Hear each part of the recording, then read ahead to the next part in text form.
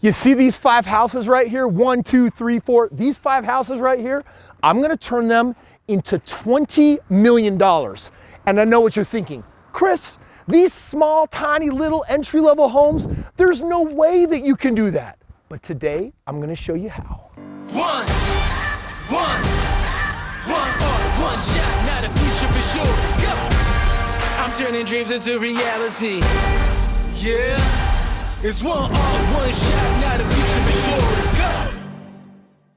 You know, at the end of the day, the problem is that not a lot of people really understand how to do the math of real estate. You're not buying the house cash and then renting it out. You're putting like a part of a down payment. And that means that the bank is going to give you most of the money. They're going to give you, in many cases, 80% of the money. Just think about that. It doesn't even have to be a 30-year mortgage. Could literally be a 40-year mortgage. That's going to make the payment even lower. Most people are like, oh, that's so dumb, Kris. You're going to go deeper into debt. I'm like, you don't get it. I'm not trying to get out of debt. I'm trying to control debt. That's what wealthy people do to make money. You understand that you want as much good debt as you can, and then you want to control it with terms that make you as much money as possible. I'm just going to hold this house for a short period of time, and then later I'm going to sell it, and I'm going to go buy 2. And 2 is going to be 4, and then 4 is going to become 8, and then 16, and before you know it, you have made millions of dollars. So today's video is dedicated to all my skeptics that say you really can't make money in real estate, and certainly not in today's market. Today, I'm going to talk to all the people that feel a little bit spineless in the ocean, and today, I'm going to answer this. How much money can you actually make on 5 houses in today's market? No, the answer won't be, hey Kris, here's $50,000. It won't be $100,000. In fact, just a little hint, it's a lot more than $1 million. Today's video is brought to you by the letter W, as in Warren Buffett, who said this: if you don't figure out how to make money while you sleep, you're gonna work until you die. Honestly, I think he stole that quote from me. Believe it or not, there are still those people who have been so committed to their 401ks and IRAs that they're just saying, hey, this real estate thing, you know, I heard my buddy, he bought this property, he landlorded it out, and it was a total nightmare. So real estate is probably a bad investment. All right, let's talk about bad investments. Let's just say that your traditional retirement plans, 401ks, IRAs, stocks, that they're providing an annual yield over 30 years on that average of just 6%. And let's just say that you did in fact have $50,000 that you have worked your butt off to save, and you have that $50,000 earning 6%. If we apply compound interest, what might happen to that money over 20 years? Well, $50,000 would turn into $160,000. And look, the graph looks fairly linear like this because 6% does not provide that much of an exponential upswing when it comes to compound return. But today we're going to compare that same hard-earned $50,000 and say, what would happen if you put that in the game of real estate? And guess what? When you buy a home, let's just say it's a $200,000 home, and you have to put a 25% down payment. That also just happens to be $50,000. And we're going to find out how $50,000 on a single home, just what that can turn into. And then I can show you what happens if you do it 4 more times. A total of 5 homes over the next 20 years will completely change your financial stars. Kris, you are so disconnected. Where can you go and buy a house these days for $200,000? I don't know. The top 5 markets I invest in, most of those homes are still being purchased for under $200,000. If it's an investment property, does it really have to be in your backyard? Or think, wouldn't you rather own that property in a place that could give you the best ROI? The best, the best, the best, the best. Kris, how much of an ROI are we talking about? You got to have standards. When I buy real estate, I never buy a home if it has less than an annual return of 25%. That means, in theory, without compound interest, over 4 years, 25% return plus 25, that's 100% on your money back. With compound interest, you're doubling your money in as little as 3 years. And in today's market, it's actually going faster. Here's what actually ends up happening.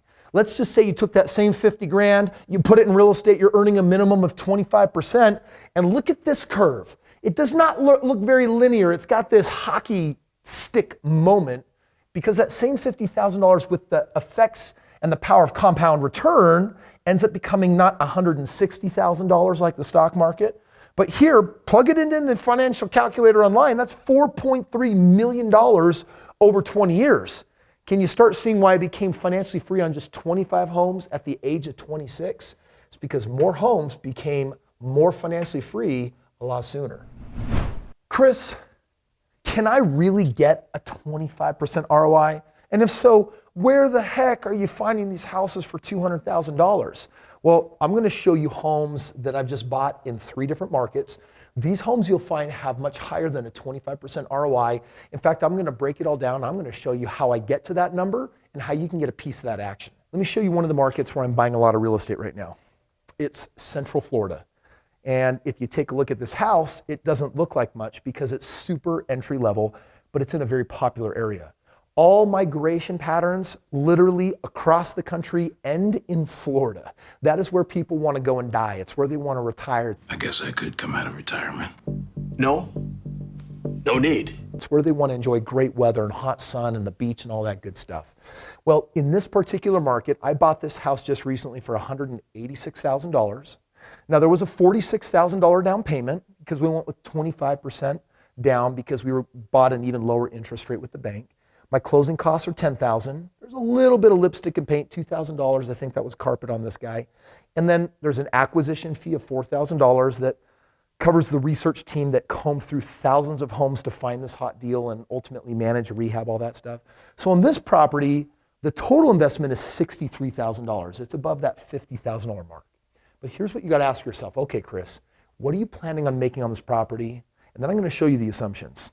So I calculate 3 types of ROIs. The first is called a cash on cash ROI. And cash on cash means I've put $63,000 out. How much of that $63,000 is going to come back year over year? On this property, it's 6.14%. But if I take the principal reduction into account, the renter that's paying the mortgage down, that gets me up to 9.6%, but then the appreciation. If I add that in on top of this plus depreciation benefits, I'm now sitting at a 38.65% ROI. I'm basically looking potentially at doubling my money every 2 years.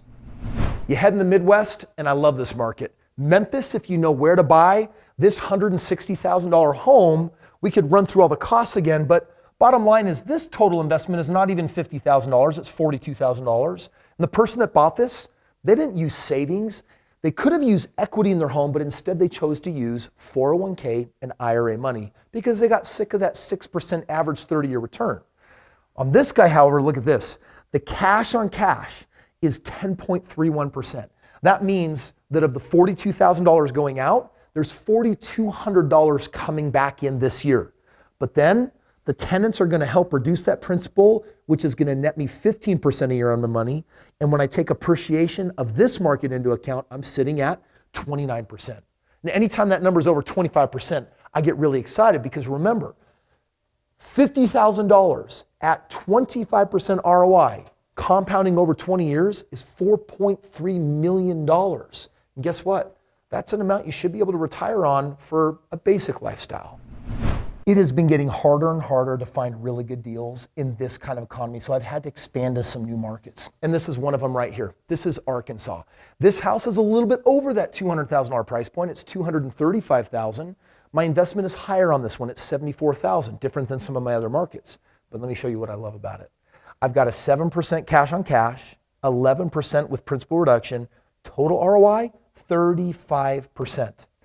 Now again, 35% on your money, that enables you to double your money so fast. So you could hold on to this home for 4 or 5 years, make a grundle of money, and then without paying taxes through a cash out refinance or a 1031 exchange, I can push it into more properties. So 1 literally might become 4, and it starts that hockey stick growth curve. And when you want to know how much money 5 homes can really make, I'm about to reveal it.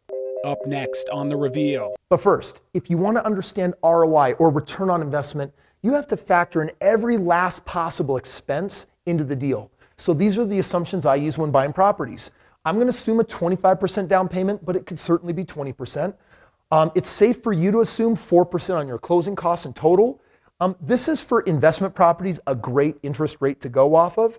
Then I've got 8% for property management fees. I know what you're thinking, Kris, I thought that was 10. Yeah, but I do a lot of deals, so my people give me 8%. And I'm also counting on 8% for vacancies and repairs.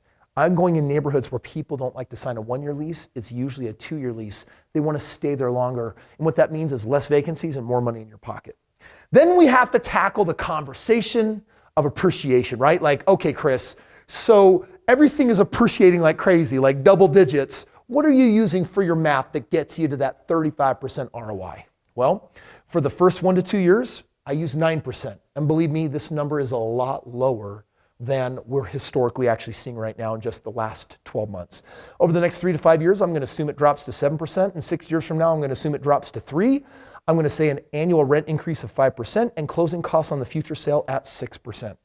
These, if you're familiar with these numbers, these are really, really, really conservative figures, and I use them. And what it really means is that my 35% ROI is probably a lot bigger. I just got $1.7 trillion of funding for you. I got them $1.9 trillion relief so far. You know, there's always some skeptical turd out there that says, Kris, you can't buy these single family homes and make millions of dollars. And I'm like, man, are you kidding me? I freaking have been doing this almost for like 20 years. Don't tell me I can't do it. Look at my bank account. Look at my net worth. What do you got to show? Phew. They're like, well, I crunched the numbers. I'm like, you didn't crunch anything. You crunch your nuts.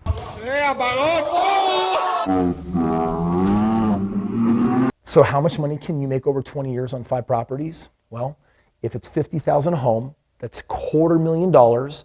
And if you're doing a 25% ROI over 20 years, that is $21.6 potential million dollars. It could be 15, it could be 30. Bottom line is real estate is going to trend in this direction that you see right here. $21 million? What would that mean for my retirement? Let's do the math. Let's just say that you had $21 million, and you see on some of those deals that the cash on cash was 6% on this one, and maybe it's 8% on another, and it's 10% on another. Let's just say that you can only get 6% on it. You take this $21 million, you put it right back into real estate, you just want to live on the cash flow. What is 6% of $21 million? I'm going to find out right now. I'm going to find out how good and juicy of a life this is. So I got my 21 million, and I'm going to times it by 0.06. Shoot. You would have to live off of, all you would have in retirement is $1.26 million coming in every single year and growing. And are you going to have to pay taxes on that? You depreciate these properties. It cancels out all the cash flow. It leaves left over. Literally, the government will think you've made zero money and you've got $1.2 million in your pocket. So listen up, crotchety, cynical, skeptical viewers. Real estate outperforms traditional retirement 27-1. So if you want a better life for yourself, you better start diversifying in the game of real estate. And if you understand what's happening in today's economy, you better do it right now. But I will give it to you. It's not easy. Like, it's a heavy lift. There's a lot to figure out. It is not just as simple as, well, I bought a house and I rented it. No, I've done this 5,000 times. And it's taken a lot of work to perfect my system and get it where it is today. And in today's economy, if you're not that crotchety, skeptical person and you're actually open and you actually want to play the game of real estate, you might even be open to partnering with me, there's a link below where I have a lot of information on the last several thousand homes that I bought, my track record, the money I've been making. And if you want to come in as my partner, 50-50, where I'll come in and I'll do all the work, you put up that money in the form of 401k, IRA, savings, equity in your house, whatever, we'll go out, we'll get some deals done, and those kind of numbers, we're going to work at trying to see if we can turn them into your reality. But Kris, I do not have $250,000. I don't have $50,000. I'm literally starting with nothing. Well, then you definitely want to watch this upcoming video on how you can get real estate for free. I'm not kidding, because I built $1.6 million original fortune on less than $3,000. Check it out. You didn't crunch anything. You crunch your nuts. That made no sense. Bam! Bam! Thor's hammer to the nuts.